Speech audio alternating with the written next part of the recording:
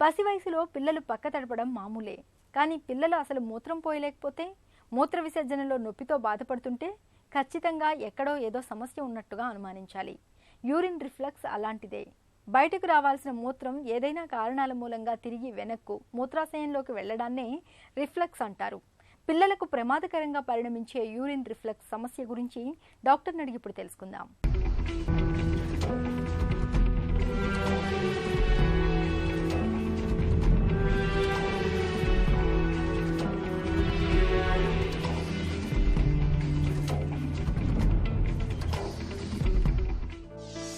Urine reflux అంటే ఏంటి? చిన్నపిల్లల్లో ఏ రకమైన జ్వరం వచ్చినా, అంటే వేరే కారణాలు ఏమీ కనపడకుండా జ్వరం వస్తే తప్పకుండా మూత్ర పరీక్ష చేయించడం అనేది చాలా ముఖ్యమైన విషయం. ఎందుకంటే దీనికి మూత్రంలో మంట కానీ మిగతా సిమ్టమ్స్ ఏమి ఉండకపోవచ్చు. ఒక్కొక్కసారి చంటి పిల్లల్లో మూత్రంలో ఇన్ఫెక్షన్స్లో కేవలం వామిటింగ్స్, లూజ్ మోషన్స్ ఇలాంటి వాటితో కూడా మూత్రంలో ఇన్ఫెక్షన్ వస్తూ ఉండొచ్చు. కాబట్టి ఏదన్నా హై ఫీవర్ అంటే 102, 103 ఆ లెవెల్లో ఫీవర్ వచ్చి పిల్లలకి వాళ్ళకి వేరే కారణాలు ఏమి కనపడకపోతే మూత్ర పరీక్ష చేయించడం, కంప్లీట్ యూరిన్ ఎగ్జామినేషన్ అనేది చేయించి దాంట్లో పస్సెల్స్ ఉన్నాయో లేదో, ఎన్ని పస్సెల్స్ సాధారణంగా 5 నుంచి 10 పస్సెల్స్ వరకు కూడా కామన్, అది నార్మల్. దానికంటే ఎక్కువ పస్సెల్స్, ఎక్కువ మోతాదులో పస్సెల్స్ ఉంటే మటుకు యూరిన్లో తప్పకుండా దాన్ని యూరిన్ ఇన్ఫెక్షన్గా పరిగణించి దానికి ట్రీట్మెంట్ చేయాల్సిన అవసరం ఉంటుంది. సాధారణంగా కిడ్నీస్ నుంచి మూత్రాశయంలోకి రావడము, మూత్రాశయంలో స్టోర్ అయ్యి మనం మూత్రం పాస్ చేసినప్పుడు కిందకు వచ్చేయడం జరుగుతుంది, బయటకు వచ్చేయడం. అదే కొంతమంది పిల్లల్లో బై బర్త్ ప్రాబ్లం ఉండడం వల్ల, డిఫెక్ట్ ఉండడం వల్ల ఈ మూత్రాశయంలో వచ్చిన యూరిన్ మూత్రం పాస్ చేసేటప్పుడు రివర్స్లో కిడ్నీస్లోకి వెళ్ళిపోతూ ఉంటుంది. దీన్ని రిఫ్లక్స్ అంటారు. వెసైకో యూరిట్రిక్ రిఫ్లక్స్ లేదా VUR అంటారు. మూత్రం వెనక్కు పోవటానికి అసలు కారణాలేంటి? బేసిక్గా ఎందుకు వస్తుందంటే, మామూలుగా కిడ్నీ నుంచి యూరెటర్ అనే పైపు ద్వారా మూత్రాశయంలోకి మూత్రం వచ్చినప్పుడు ఆ యూరెటర్కి మూత్రాశయానికి జంక్షన్లో ఒక వాల్వ్, అంటే న్యాచురల్గా భగవంతుడు ఒక వాల్వ్ అనేది మనకు తయారు చేస్తాడు. ఒక్కొక్కసారి ఈ వాల్వ్ తయారీ లోపం వల్ల యూరిన్ రివర్స్లో వెళ్ళడం జరుగుతూ ఉంటుంది. ఇది బైబర్త్ వచ్చే ప్రాబ్లము. యూరిన్ రిఫ్లక్స్తో తలెత్తే సమస్యలు ఎలా ఉంటాయి? రిఫ్లక్స్ ఉన్న పిల్లలకి మాటికి మూత్రంలో ఇన్ఫెక్షన్స్ రావడమే కాకుండా, దానివల్ల ఇలా ఇన్ఫెక్షన్స్ రావడం వల్ల ఆ చిన్న పిల్లల నాజూకైన డెలికేట్ కిడ్నీస్ మాటికి ఇన్ఫెక్షన్స్ రావడం వల్ల వాటిలో స్కారింగ్ అనేది జరిగి, అంటే పర్మనెంట్ డ్యామేజ్ అయిపోయే అవకాశం ఉంటుంది.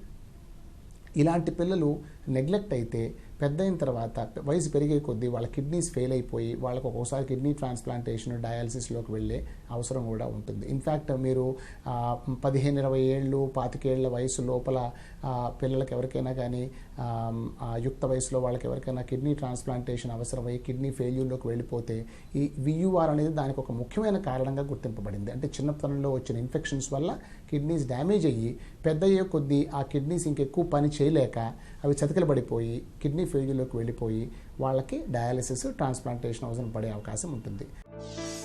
యూరిన్ రిఫ్లక్స్కు చికిత్స ఎలా ఉంటుంది? రిఫ్లక్స్ అనేది మళ్ళీ 5 గ్రేడ్స్గా విభజించబడింది.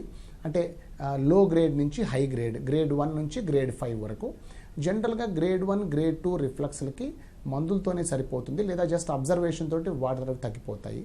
గ్రేడ్ 4, గ్రేడ్ 5 రిఫ్లక్స్లకి సాధారణంగా ఏదన్నా సర్జికల్ ట్రీట్మెంట్, అంటే సర్జరీ అనగానే ఓపెన్ సర్జరీ, కోత పెట్టి పొట్టంతా కోసే ఆపరేషన్ అవసరం లేదు.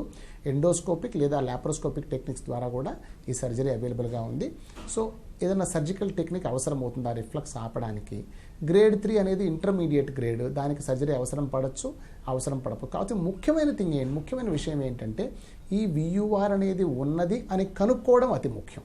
కాబట్టి దాన్ని కనుక్కుంటే మనం వాళ్ళని లో డోస్ యాంటీబయాటిక్స్ మీద కంటిన్యూస్గా లో డోస్ యాంటీబయాటిక్స్ ఇవ్వడం ద్వారా వాళ్ళకి మాటికి కిడ్నీ ఇన్ఫెక్షన్స్ రాకుండా నిరోధించవచ్చు.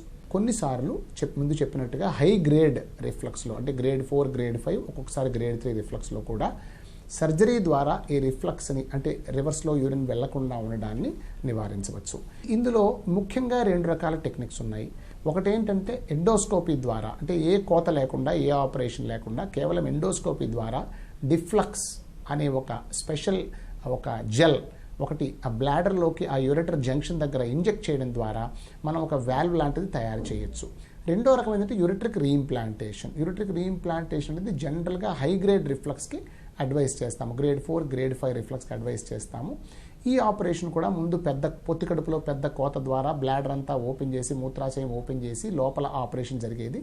ఇప్పుడు ఈ ఆపరేషన్ కూడా లాప్రోస్కోపిక్ టెక్నిక్స్ ద్వారా, అంటే కీ హోల్ సర్జరీ లేదా చిన్న ఘాటు శస్త్రచికిత్సల ద్వారా మనం ఈ ఆపరేషన్స్ని సక్సెస్ఫుల్గా చేసుకుని, ఆపరేషన్ చేసినా కూడా బేబీకి ఒంటి మీద పెద్ద కోత కానీ లేదా ఎక్కువ నొప్పి కానీ లేకుండా అతి తొందరగా మనం హాస్పిటల్ డిశ్చార్జ్ చేసి మనం సక్సెస్ఫుల్గా ఈ ఆపరేషన్లకి 95% వరకు సక్సెస్ ఉంటుంది రిఫ్లక్స్ స్టాప్ చేయడానికి.